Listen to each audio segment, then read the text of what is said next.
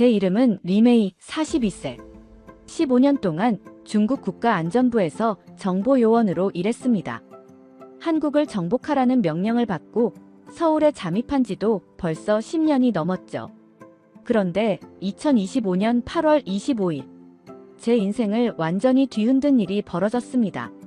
그날 새벽 3시, 저는 서울 마포의 작은 원룸에서 TV를 켰어요. 한미 정상회담 생중계였죠. 베이징에서는 실시간 보고를 요구했거든요. 리메이, 즉시 상황을 보고하라. 네, 지금 트럼프 대통령이 이재명 대통령을 맞이하고 있습니다. 그런데 그 순간 제가 본 장면은 15년간 믿어온 모든 것을 산산조각 내는 충격적인 현실이었습니다. 트럼프가 직접 의자를 빼주고 펜을 건네며 농담을 나누고 한국 조선업을 미국이 필요로 하는 기술이라고 극찬하는 모습.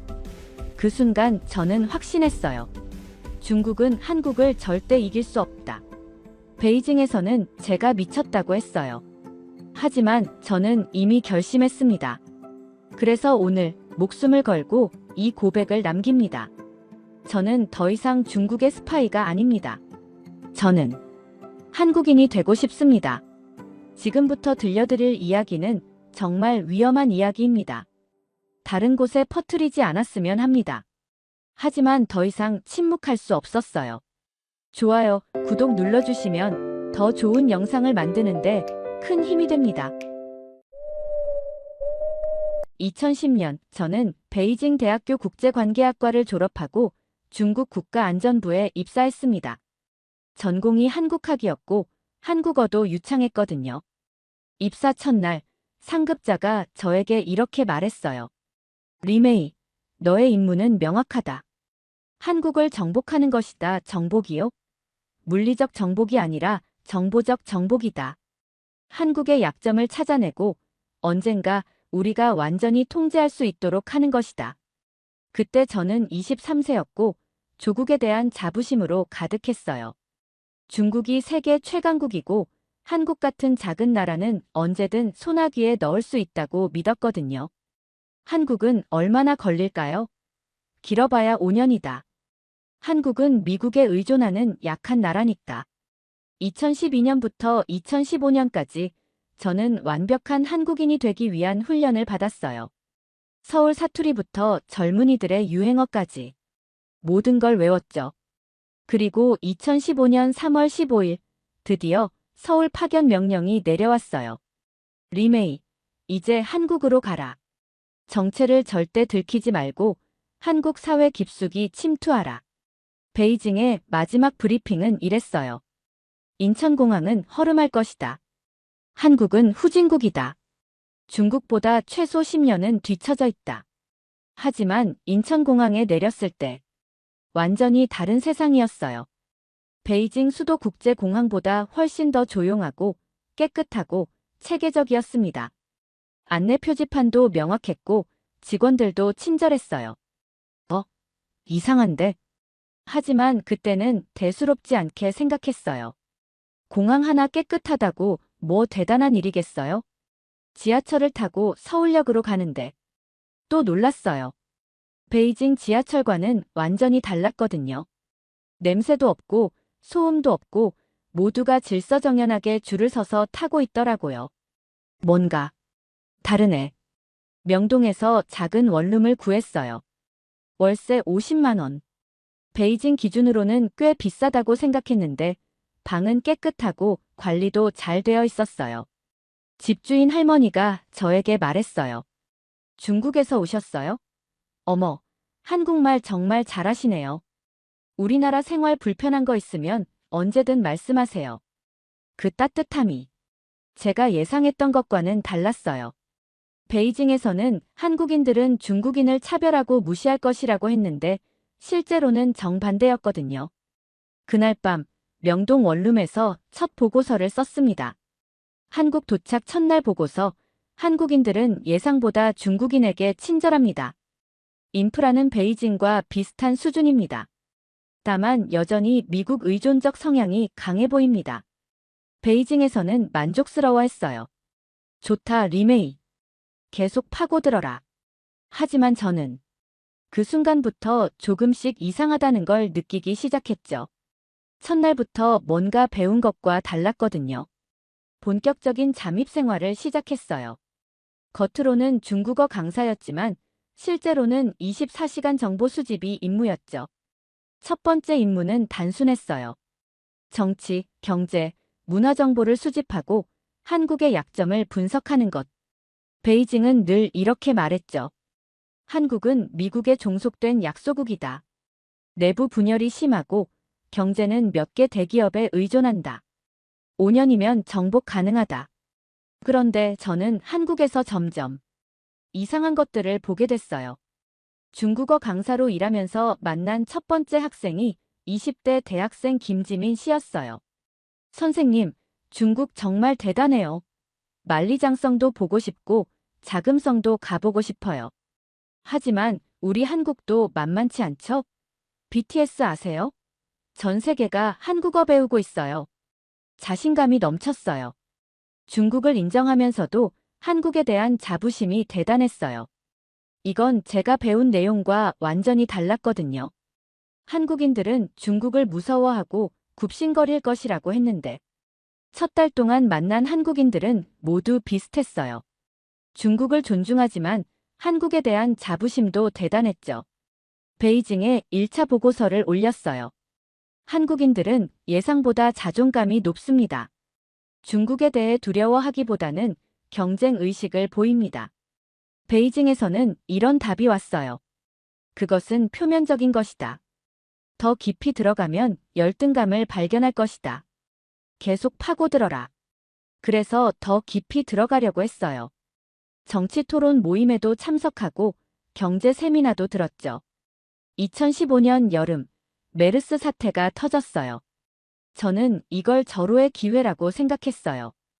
드디어 한국의 허술함을 볼 수 있겠다고. 하지만 결과는 완전히 예상과 달랐어요. 한국 정부의 대응은 투명했어요.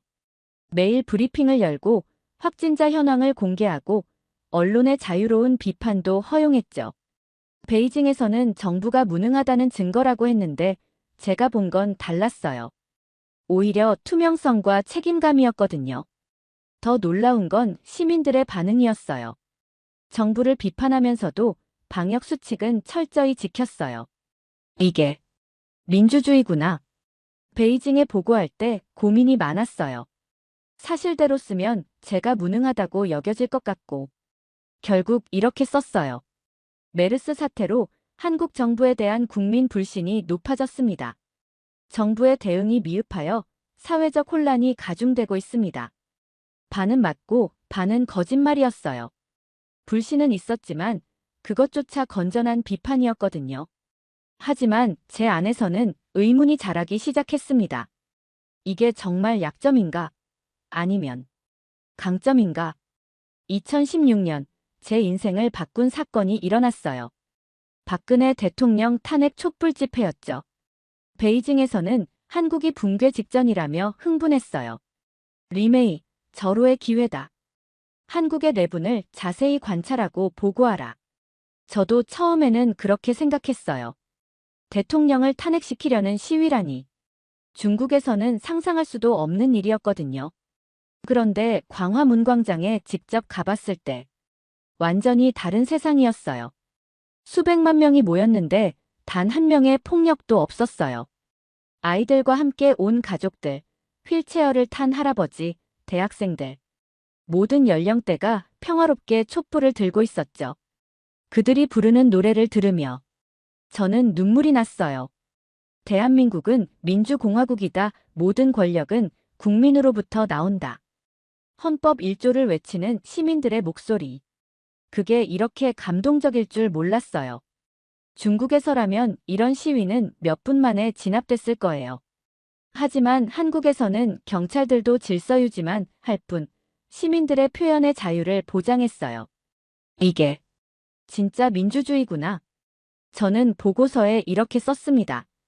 한국이 극심한 혼란에 빠져 있습니다. 대통령 탄핵을 요구하는 대규모 시위가 연일 계속되고 있어. 정부 기능이 마비되었고 사회가 분열되고 있습니다.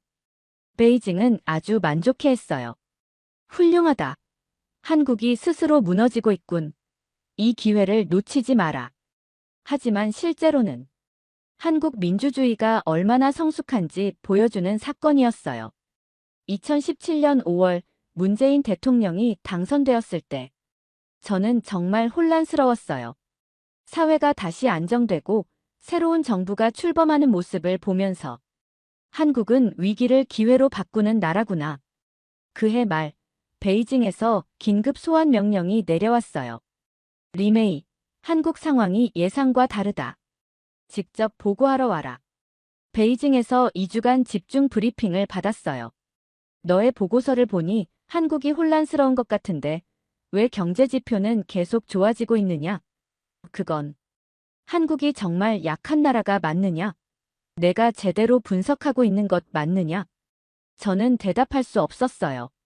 솔직히 말하면 한국이 생각보다 훨씬 강한 나라라는 걸 알고 있었거든요. 앞으로 더 정확한 정보를 보내라. 우리가 한국을 어떻게 다룰지 결정해야 한다. 서울로 돌아온 후 저는 더욱 치밀하게 정보를 수집하기 시작했어요. 하지만 수집할수록 한국에 대한 제 생각이 완전히 바뀌어 갔어요. 2018년 평창 올림픽. 그때가 정말 결정적이었어요. 개회식을 TV로 보는데 눈물이 났어요. 한국이 이렇게 아름다운 문화를 가진 나라였다니. 그리고 남북한이 공동 입장하는 모습을 보면서 이런 게 진짜 평화 아닌가. 베이징은 또 말했죠. 북한과의 화해로 미국과의 관계가 약화될 것이다. 하지만 제가 본 건 달랐어요. 오히려 한미 관계는 더 단단해지고 있었고 한국이 세계 외교의 중심에 서는 모습이었어요. 저는 점점 혼란스러워졌습니다. 내가 속은 건가? 아니면 진실을 보고 있는 건가? 2019년부터는 K-팝 K-드라마 열풍을 직접 목격했어요. BTS가 빌보드 1위를 하고 기생충이 아카데미상을 받고 중국에서도 한류 열풍이 불고 있다는 소식을 들으면서 정말 복잡했어요. 우리가 한국을 무시했는데 오히려 한국이 중국을 매력으로 점령하고 있잖아. 그리고 2020년 제 인생에서 가장 충격적인 순간이 왔어요. 코로나19가 터졌을 때 중국은 초반에 혼란스러웠어요. 우한 봉쇄, 정보 통제, 혼란의 연속이었죠.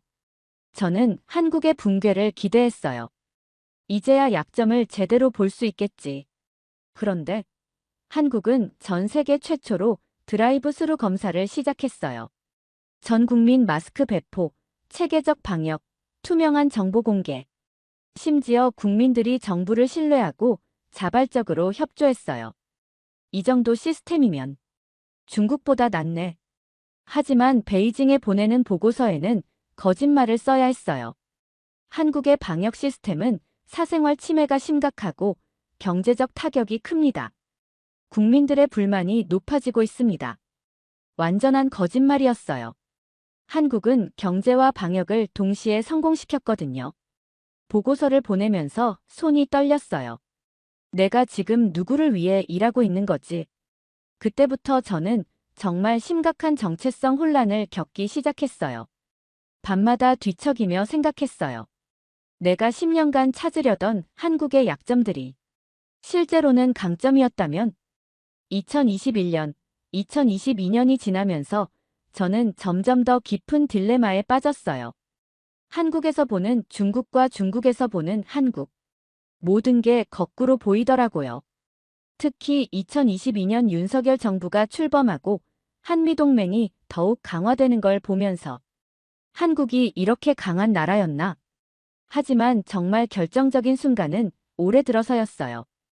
2025년 6월 3일 이재명 대통령이 당선되고 7월에 한미 관세 협상이 타결되고 베이징에서는 긴급 지령이 내려왔어요. 리메이, 상황이 심각하다. 한국이 예상보다 훨씬 강해지고 있다. 더 정확한 정보가 필요하다. 그리고 8월 12일 한미 정상회담 소식이 발표되자 리메이, 이번 한미 정상회담을 철저히 분석하라. 한국과 미국이 어떤 합의를 하는지, 중국에게 어떤 위협이 될지, 그때까지만 해도 저는 베이징의 명령을 따를 생각이었어요. 하지만 8월 25일 그날, 한미 정상회담을 지켜보면서 저는 완전히 다른 사람이 되었어요. 그날 본 것은 제가 15년간 믿어왔던 모든 것을 산산조각 내는 충격적인 현실이었거든요. 중국은 한국을 절대로 이길 수 없다는 것을, 한국이야말로 진짜 강대국이라는 것을. 그 순간부터 저는 결심했어요. 더 이상 중국의 스파이로 살 수 없다고. 진실을 세상에 알려야 한다고. 2015년 3월 15일 인천국제공항에 도착했을 때 저는 완전히 다른 세상에 온 것 같았어요. 베이징에서 받은 브리핑과는 완전히 달랐거든요. 한국은 후진국이다. 중국보다 10년 이상 뒤처져 있다. 공항부터 허름할 것이다. 하지만 인천국제공항은 베이징 수도국제공항보다 훨씬 깔끔하고 체계적이었어요. 이상한데? 하지만 그때는 대수롭지 않게 생각했어요. 지하철을 타고 서울역으로 가는데 또 놀랐어요.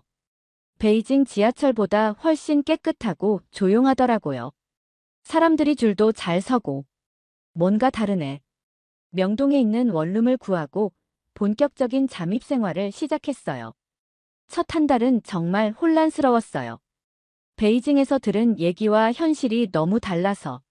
예를 들어 한국 사람들은 중국을 무서워하고 굽신거릴 것이다라고 들었는데 실제로는 정반대였어요. 중국어 강사로 일하면서 만난 한국 학생들이 저에게 이렇게 말하더라고요. 선생님, 중국 정말 대단해요. 하지만 우리 한국도 만만치 않죠? 자신감이 넘쳤어요. 중국을 인정하면서도 한국에 대한 자부심이 대단했어요. 첫 달 보고서에 이렇게 썼죠. 한국인들은 예상보다 자존감이 높습니다. 중국에 대해 두려워하기보다는 경쟁 의식을 보입니다. 베이징에서는 이런 답이 왔어요. 그것은 표면적인 것이다. 더 깊이 들어가면 열등감을 발견할 것이다. 하지만 시간이 지날수록 그 자존감이 허상이 아니라는 걸 알게 되었어요. 2015년 여름, 메르스 사태가 터졌을 때였어요. 저는 이걸 절호의 기회라고 생각했어요. 드디어 한국의 허술함을 볼 수 있겠다고. 하지만 결과는 정반대였어요. 한국 정부의 대응이 중국보다 훨씬 투명하고 체계적이더라고요. 언론의 자유로운 비판도 허용하고. 베이징에 보고할 때 고민이 많았어요. 사실대로 쓰면 제가 무능하다고 여겨질 것 같고. 결국 이렇게 썼어요. 메르스 사태로 한국 정부에 대한 국민 불신이 높아졌습니다. 반은 맞고 반은 틀린 얘기였어요. 불신은 있었지만 그것조차 건전한 비판이었거든요. 2016년 박근혜 탄핵 촛불 집회를 직접 봤을 때는 정말 충격이었어요.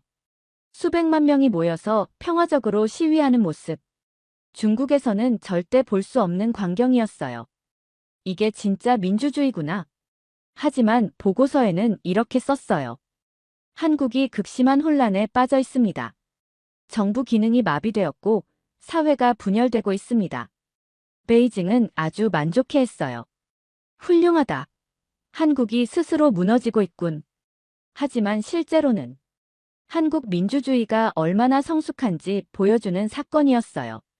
2017년 문재인 대통령이 당선되고 사회가 다시 안정되는 걸 보면서 저는 깨달았어요. 한국은 위기를 기회로 바꾸는 나라구나.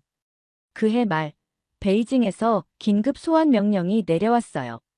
리메이, 한국 상황이 예상과 다르다. 직접 보고하러 와라. 베이징에서 2주간 집중 브리핑을 받았어요. 너의 보고서를 보니 한국이 혼란스러운 것 같은데 왜 경제 지표는 계속 좋아지고 있느냐?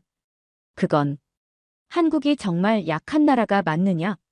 저는 대답할 수 없었어요. 솔직히 말하면 한국이 생각보다 훨씬 강한 나라라는 걸 알고 있었거든요. 앞으로 더 정확한 정보를 보내라. 우리가 한국을 어떻게 다룰지 결정해야 한다. 서울로 돌아온 후 저는 더욱 치밀하게 정보를 수집하기 시작했어요. 하지만 수집할수록 한국에 대한 제 생각이 완전히 바뀌어 갔어요. 2018년 평창 올림픽은 정말 결정적이었어요.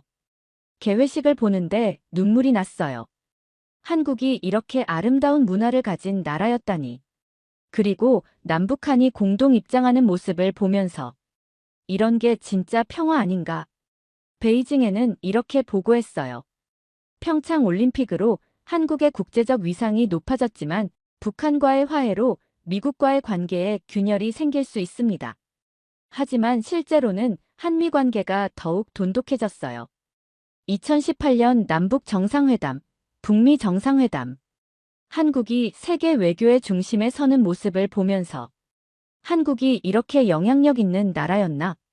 2019년부터는 K-팝, K-드라마 열풍을 직접 목격했어요. BTS가 빌보드 1위를 하고 기생충이 아카데미상을 받고 중국에서도 한류 열풍이 불고 있다는 소식을 들으면서 정말 복잡했어요.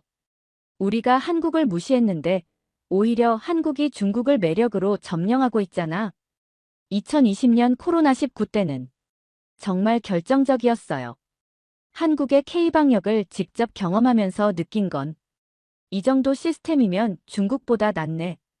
투명한 정보 공개, 체계적인 검사, 민주적인 방역. 하지만 베이징에는 솔직히 말할 수 없었어요. 한국의 방역은 개인정보 침해 논란이 있고 경제적 타격이 큽니다. 거짓말이었어요. 한국은 경제와 방역을 동시에 성공시켰거든요. 2021년 오징어 게임이 전 세계를 강타했을 때 저는 베이징에 이런 보고서를 올렸어요. 한국 드라마가 세계적 성공을 거두고 있지만 내용이 한국 사회의 어두운 면을 다루고 있어서 한국 이미지에 부정적 영향을 줄 것입니다. 하지만 실제로는 정반대였어요. 오히려 한국에 대한 관심과 호감이 폭발적으로 증가했어요. 그때 저는 깨달았어요. 내가 한국을 완전히 잘못 이해하고 있었구나. 2022년, 2023년, 2024년. 시간이 지날수록 한국은 더욱 강해졌어요. 반도체, 배터리, K컬처, 스타트업. 어느 분야를 봐도 한국이 중국과 대등하거나 오히려 앞서고 있더라고요. 특히 2023년 윤석열 대통령이 미국을 국빈 방문하고 한미동맹이 더욱 강화되는 걸 보면서 한국이 이렇게 중요한 나라였나? 베이징에서는 계속 같은 지령을 내렸어요. 한국을 과대평가하지 마라. 여전히 우리보다 약한 나라다. 하지만 서울에서 생활하는 저에게는 그 말이 전혀 설득력이 없었어요. 2024년 12월 3일 비상계엄 사태가 터졌을 때 베이징은 흥분했어요. 드디어 한국이 무너지기 시작했다. 이 기회를 놓치지 마라. 하지만 6시간 만에 계엄이 해제되고 민주주의가 승리하는 모습을 보면서 저는 한국에 대해 완전히 다른 생각을 하게 되었어요. 이 나라는 어떤 위기도 이겨낼 수 있구나. 그리고 2025년 6월 3일 이재명 대통령이 당선되는 순간 저는 확신했어요. 한국이야말로 진짜 강대국이다. 베이징에서는 긴급 지령이 내려왔어요. 리메이, 상황이 심각하다. 이재명이라는 인물을 철저히 분석하라. 어떤 면에서요? 미국과 어떤 관계를 맺을지, 중국에게 어떤 위협이 될지. 그때 저는 깨달았어요. 베이징이 한국을 두려워하기 시작했다는 걸. 10년 전만 해도 언제든 손쉽게 정복할 수 있는 작은 나라라고 했던 한국을 이제는 심각한 위협으로 보고 있다는 걸. 그리고 8월 25일 한미 정상회담을 보기 전까지는 저도 여전히 중국이 한국보다는 강하다고 생각했어요. 하지만 그날 모든 게 바뀌었어요. 10년간 서울에 살면서 가장 충격적이었던 건 베이징과 서울의 현실이 완전히 다르다는 사실이었어요. 중국에서 배운 한국과 실제 한국이 정반대였거든요. 예를 들어볼게요. 베이징에서 들은 얘기. 한국은 미국에 완전히 종속된 나라다. 서울에서 본 현실. 한국이 미국과 대등한 파트너십을 유지하면서도 독자적 외교를 하고 있었어요. 문재인 대통령이 중국을 방문해서 시진핑과 정상회담을 하고 동시에 트럼프와도 긴밀하게 협력하는 모습. 이게 진짜 외교 아닌가 싶더라고요. 베이징에서 들은 얘기. 한국 경제는 몇 개 재벌에 의존하는 취약한 구조다. 서울에서 본 현실, 삼성, LG, 현대 같은 글로벌 기업들이 세계 시장을 주도하고 있었어요. 특히 반도체 분야에서는 중국이 한국을 따라잡기 힘들 정도로 기술 격차가 컸어요. 베이징에서 들은 얘기. 한국 문화는 중국 문화의 아류에 불과하다. 서울에서 본 현실, K-팝, K-드라마가 전 세계를 강타하면서 중국에서도 엄청난 인기를 끌고 있었어요. 심지어 중국 젊은이들이 한국어를 배우고 한국 음식을 먹고 한국 스타일을 따라 하더라고요. 이런 괴리가 너무 커서 저는 점점 정체성 혼란에 빠졌어요. 과연 누구 말이 맞는 건가? 가장 결정적이었던 건 2019년에 일어난 일이에요. 그해 중국에서 한류 금지령이 내려졌잖아요. 사드 배치 때문에. 베이징에서는 이렇게 브리핑했어요. 한국이 무릎 꿇고 용서를 빌 것이다. 중국 없이는 살 수 없으니까. 하지만 실제로는 한국이 굽히지 않더라고요. 오히려 다른 시장을 개척해서 더 성장했어요. 그리고 결국 중국이 먼저 한한령을 풀었잖아요. 그때 저는 깨달았어요. 한국이 중국보다 강하네. 2020년 코로나19 사태는 더욱 충격적이었어요. 베이징의 판단. 한국은 의료 시스템이 부실해서 큰 타격을 받을 것이다. 서울의 현실. 드라이브 스루 검사. 투명한 정보 공개. 민주적 방역. 전 세계가 K-방역을 부러워하더라고요. 중국에서도 한국 방역 시스템을 연구한다는 소식을 들었을 때 정말 복잡한 심정이었어요. 그리고 2021년 BTS가 UN 총회에서 연설했을 때 베이징에서는 그냥 가수들이 뭘 할 수 있겠나 했는데 실제로는 전 세계 젊은이들에게 엄청난 영향을 미치더라고요. 소프트 파워라는 게 이런 거구나 싶었어요. 2022년 윤석열 정부가 출범하면서 한미동맹이 더욱 강화되었을 때도 베이징의 반응. 한국이 중국을 적대시하고 있다. 서울의 현실. 한국은 미국과 가까워지면서도 중국과의 경제 협력을 계속 유지하더라고요. 균형 외교라는 게 이런 거구나 싶었어요. 특히 충격적이었던 건 한국의 기술력이었어요. 2023년 초에 베이징에서 이런 지령이 내려왔어요. 한국의 반도체 기술 정보를 더 수집하라. 우리가 추격할 방법을 찾아야 한다. 추격. 그 말을 듣고 깨달았어요.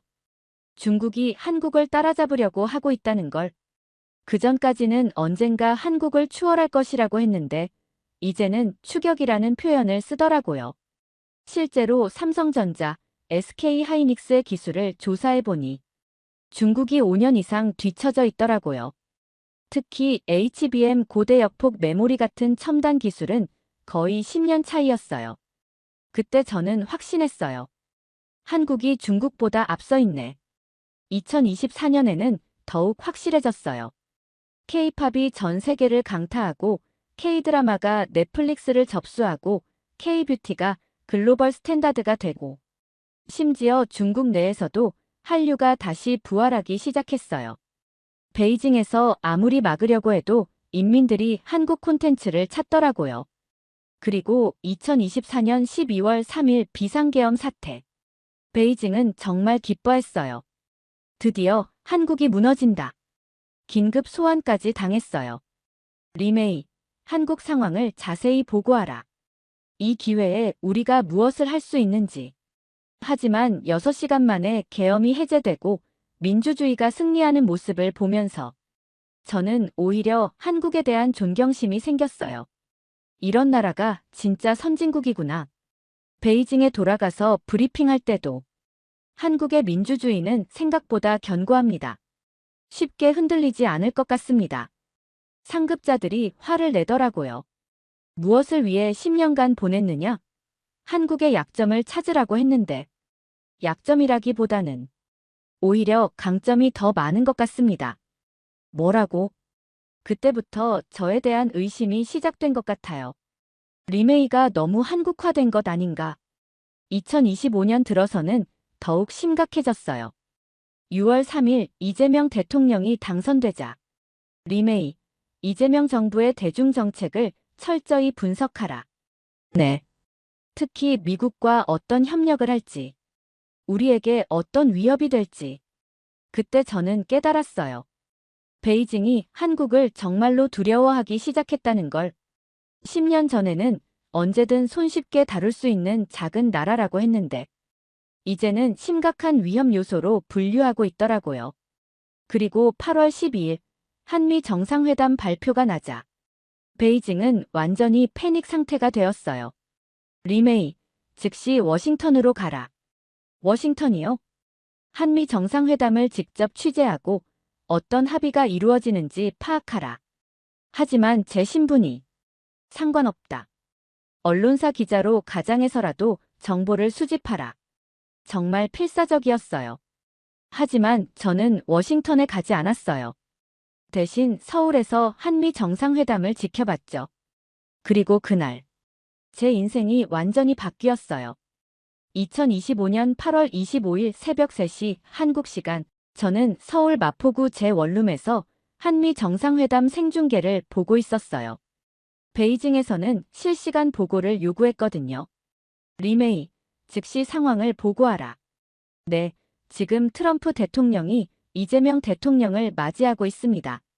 처음에는 그냥 평범한 정상회담인 줄 알았어요.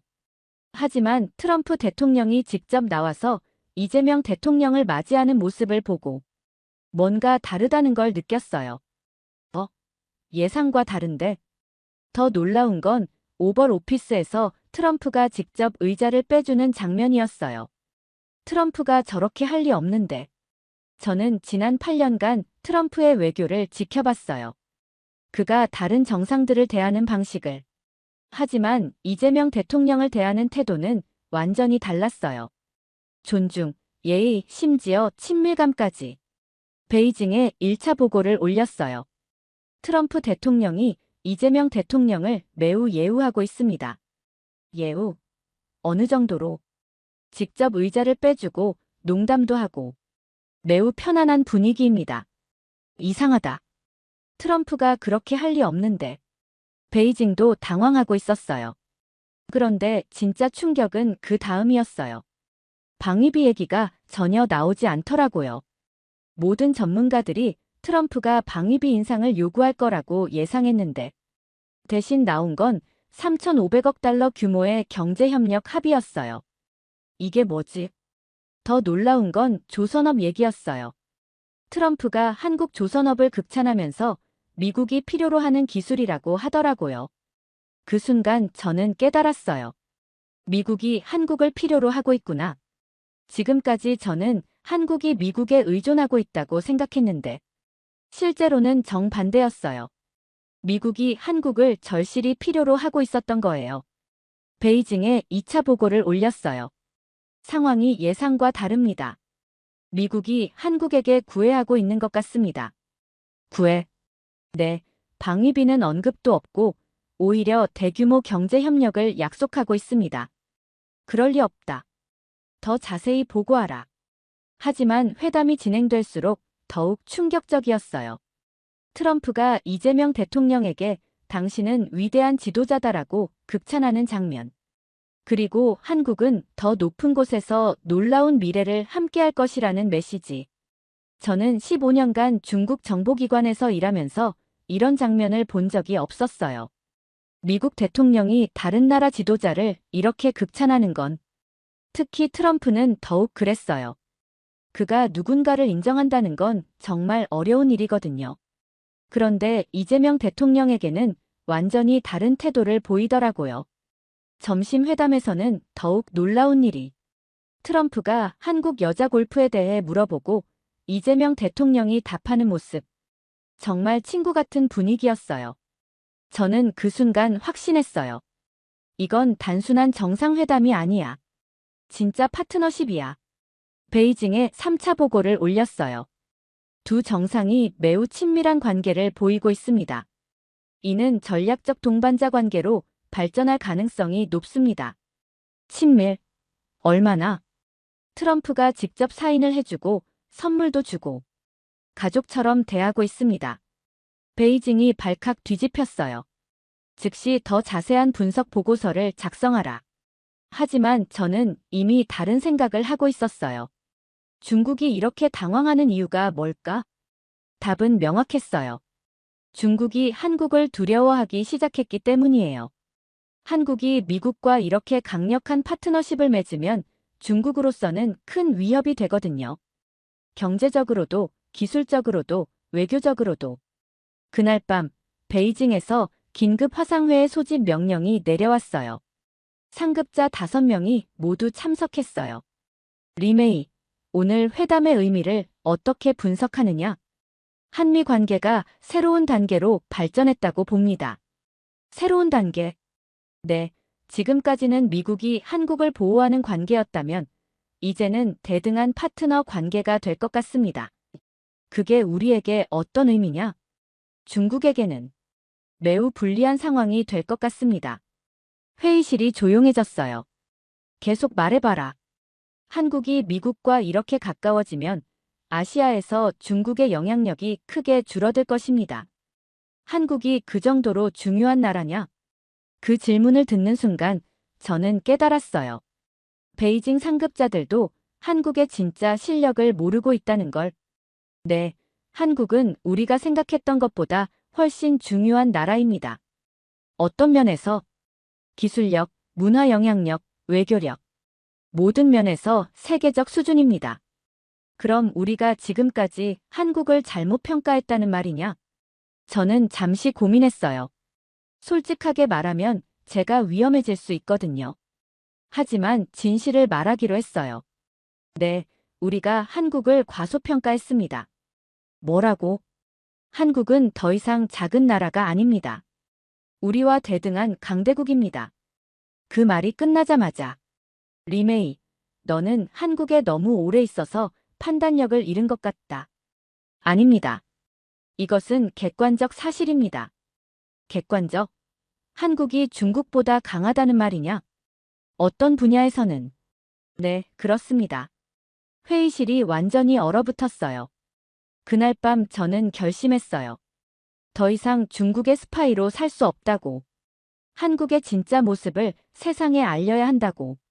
8월 26일 새벽, 한미 정상회담 다음 날이었어요. 베이징에서 또 긴급 소집 명령이 내려왔어요. 리메이, 즉시 베이징으로 복귀하라. 왜요? 어제 발언에 대해 해명이 필요하다. 저는 알고 있었어요. 돌아가면 감금당하거나 처벌받을 거라는 걸. 하지만 그 전에 마지막으로 할 일이 있었어요. 10년간 수집한 모든 자료를 정리해서 진짜 보고서를 작성하는 것. 베이징에 보낸 거짓 보고서가 아니라 한국의 진짜 모습을 담은 보고서를. 제목 중국이 한국을 이길 수 없는 10가지 이유. 첫 번째, 기술력 격차. 한국의 반도체 기술은 중국보다 최소 5년 이상 앞서 있어요. 특히 메모리 반도체 분야에서는 삼성과 SK 하이닉스가 세계 시장의 70% 이상을 점유하고 있고 중국은 아직 10%도 안 돼요. HBM 고대 역폭 메모리 같은 첨단 기술은 거의 10년 차이예요. 제가 직접 조사한 바로는 중국이 한국 수준에 도달하려면 최소 15년은 걸릴 것 같아요. 두 번째, 문화 소프트 파워, K-팝, K-드라마, K-뷰티. 이건 정말 무서운 무기예요. 중국에서 아무리 한류를 막으려고 해도 인민들이 한국 문화를 찾거든요. 특히 젊은 세대는 한국어를 배우고 한국 스타일을 따라해요. 문화는 돈으로 살 수 없어요. 진정성이 있어야 하는데 한국은 그걸 갖고 있어요. 세 번째, 창의성과 혁신.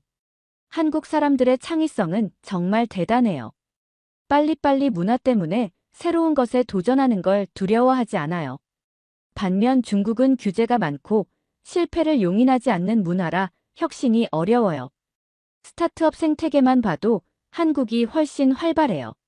네 번째, 교육 시스템. 한국의 교육열은 세계 최고예요. 특히 창의적 사고를 기르는 교육에서는 중국이 따라올 수 없어요.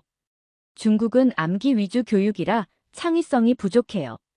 다섯 번째, 민주주의와 자유. 이게 가장 중요한 차이점이에요.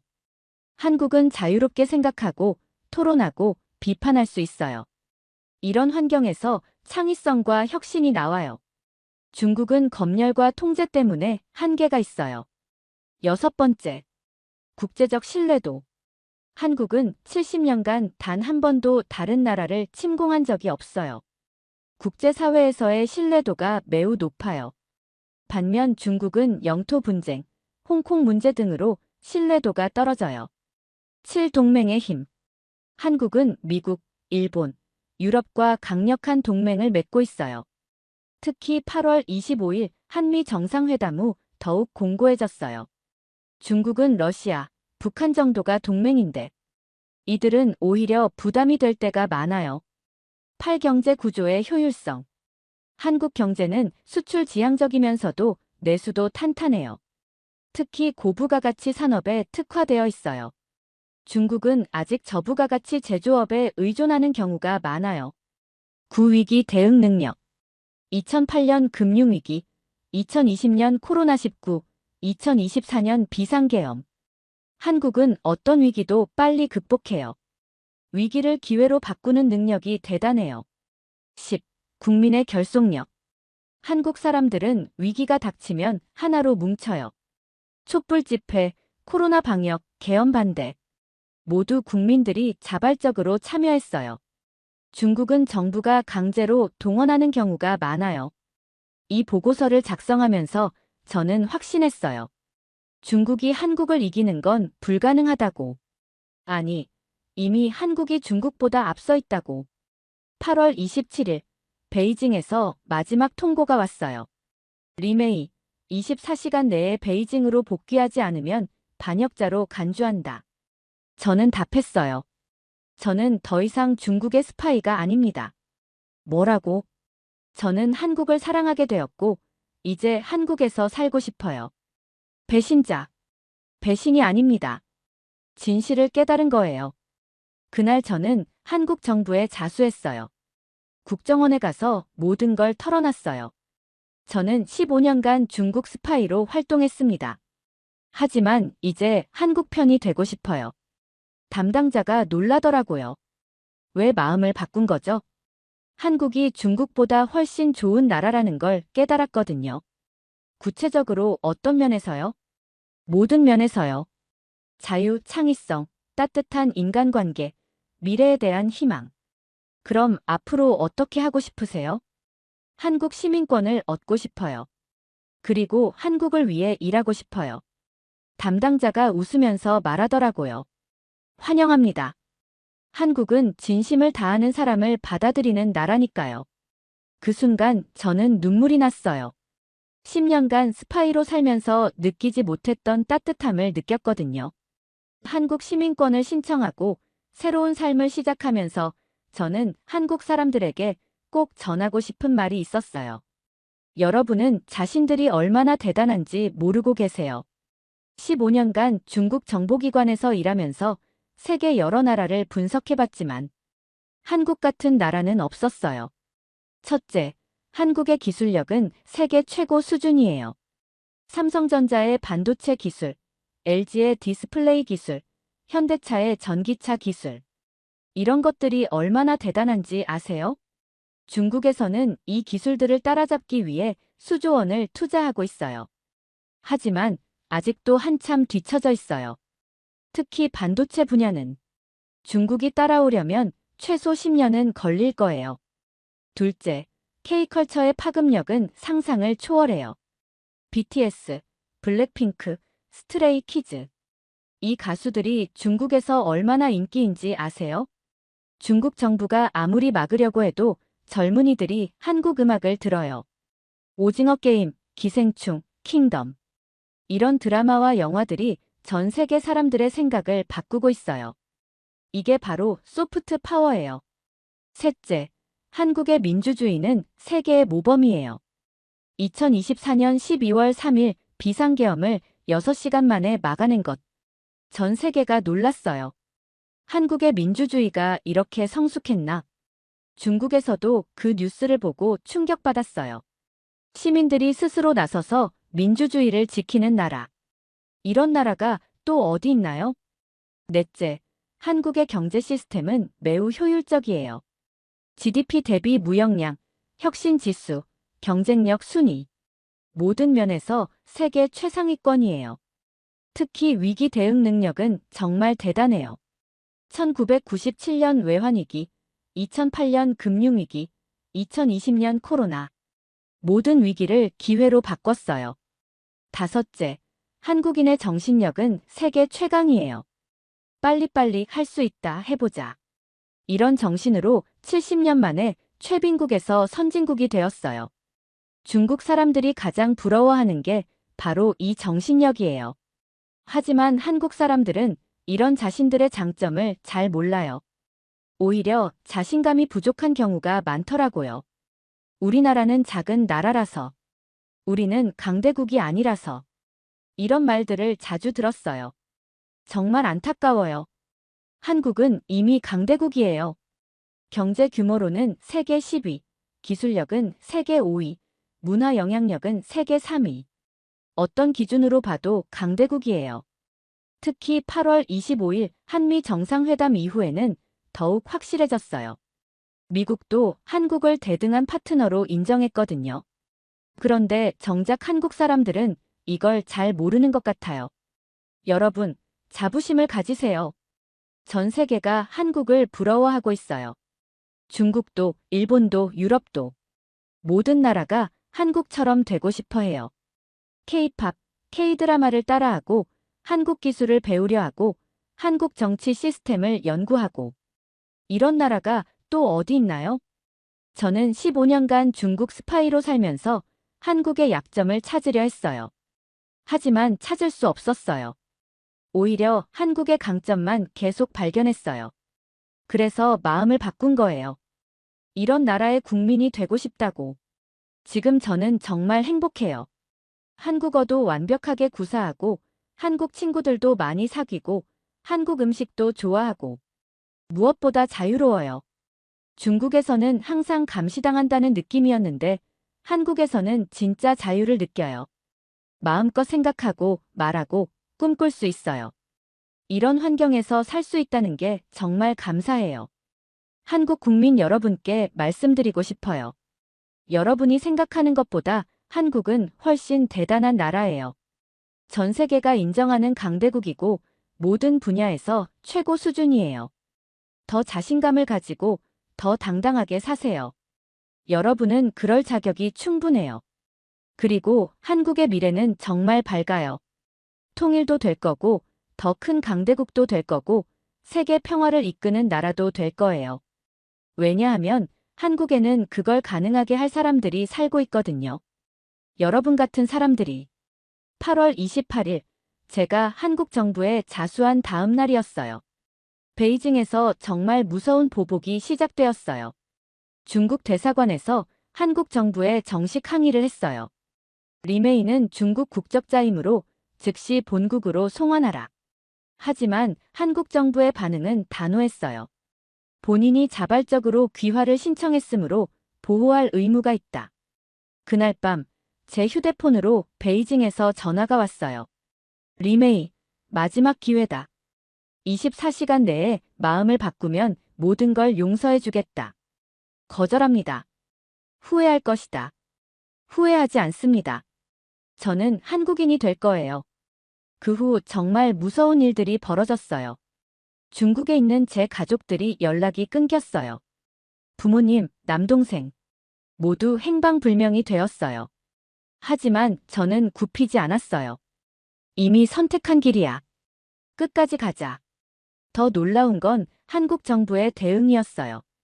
국정원에서 저에게 개인 보안 요원을 배치해줬어요. 안전하게 새로운 삶을 시작할 수 있도록 도와드리겠습니다. 정말 감동적이었어요. 9월 1일, 드디어 한국 국적 취득이 확정되었어요. 새로운 이름도 받았어요. 이미영. 한국식 이름으로 새로운 인생을 시작하는 거예요. 그런데 그날, 베이징에서 마지막 카드를 꺼냈어요. 중국 외교부에서 공식 성명을 발표한 거예요. 한국이 중국 국가기밀을 탈취했다. 한국은 국제법을 위반했다.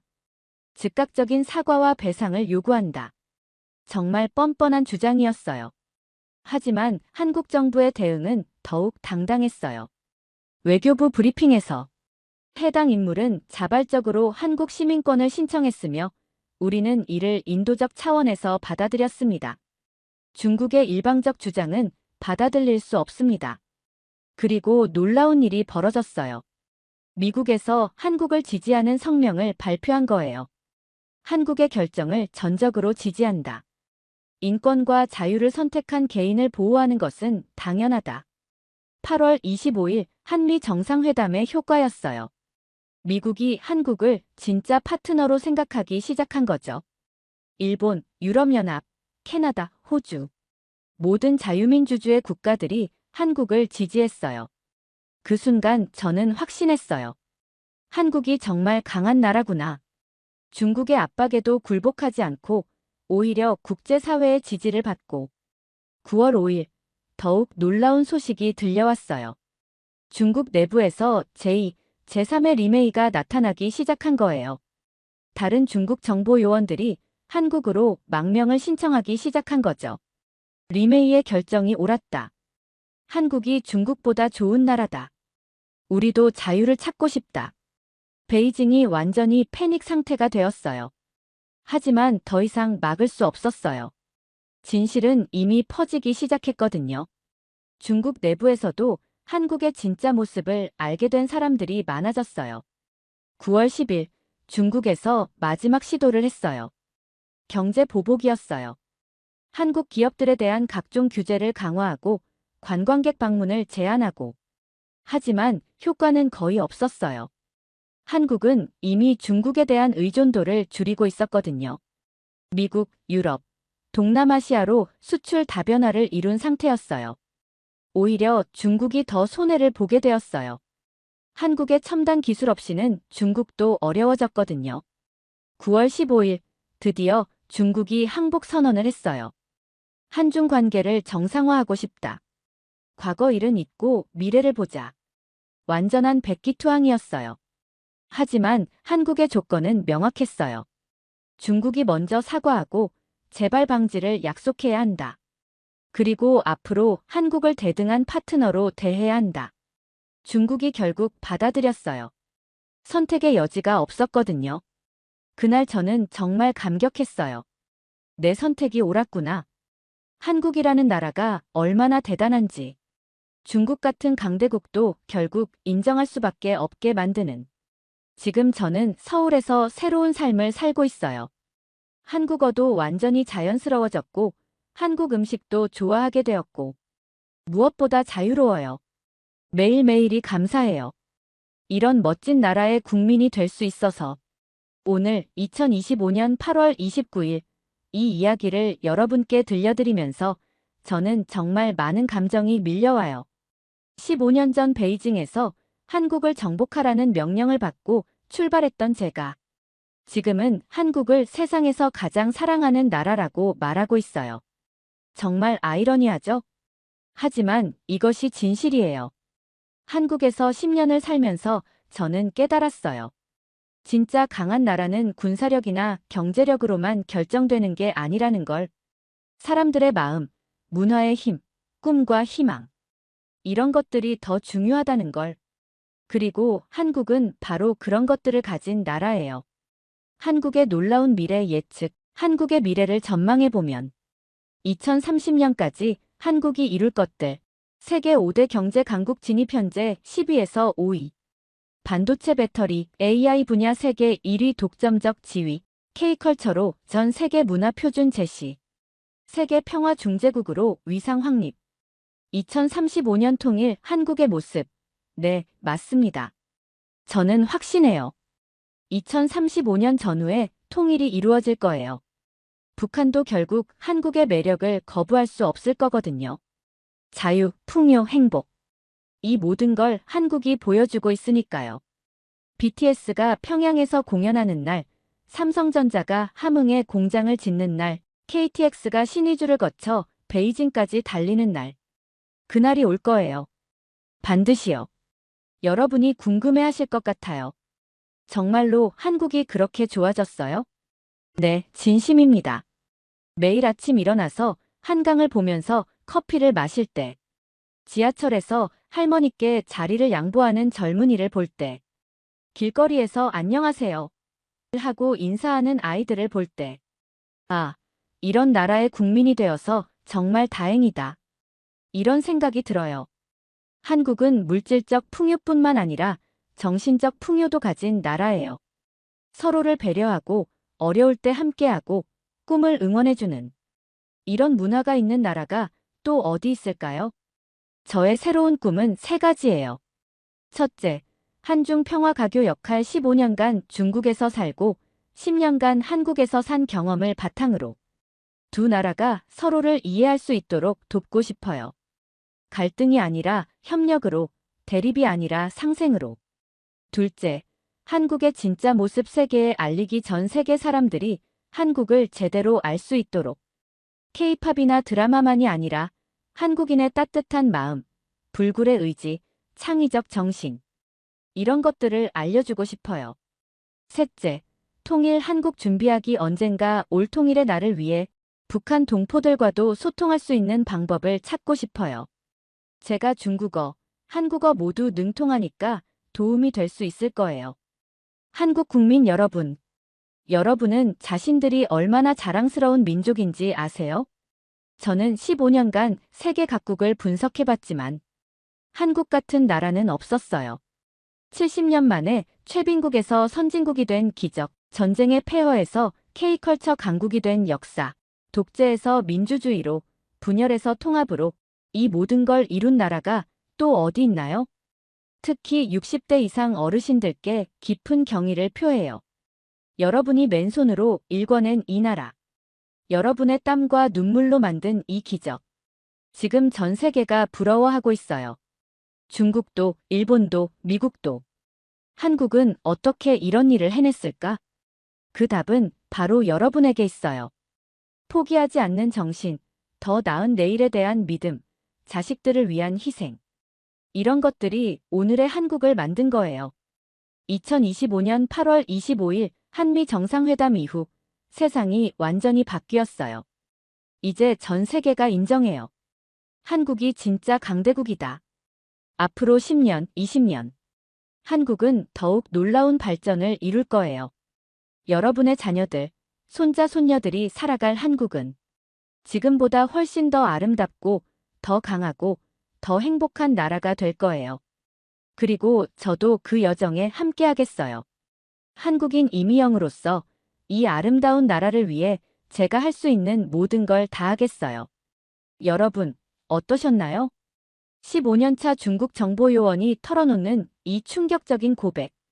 혹시 너무 극적이라고 생각하실 수도 있지만 이것이 바로 지금 세계가 바라보는 한국의 모습입니다. 우리가 생각하는 것보다 훨씬 더 대단하고 훨씬 더 존경받고 있어요. 8월 25일 한미 정상회담이 보여준 것처럼 이제 한국은 더 이상 작은 나라가 아니에요. 세계가 주목하는 진짜 강대국이에요. 특히 우리 시니어 세대 여러분들. 여러분이 일궈낸 이 기적을 자랑스러워하세요. 여러분의 희생과 노력이 있었기에 오늘의 대한민국이 있는 거예요. 앞으로도 더 놀라운 이야기들로 찾아뵐게요. 구독과 좋아요, 알림 설정 잊지 마시고 댓글로 여러분의 생각도 들려주세요. 자랑스러운 대한민국, 파이팅! 진짜 강한 나라는 총칼이 아니라 마음으로 이기는 법을 아는 나라입니다. 한국이 바로 그런 나라예요. 전 중국 정보요원 출신, 현 한국인 이미영 올림.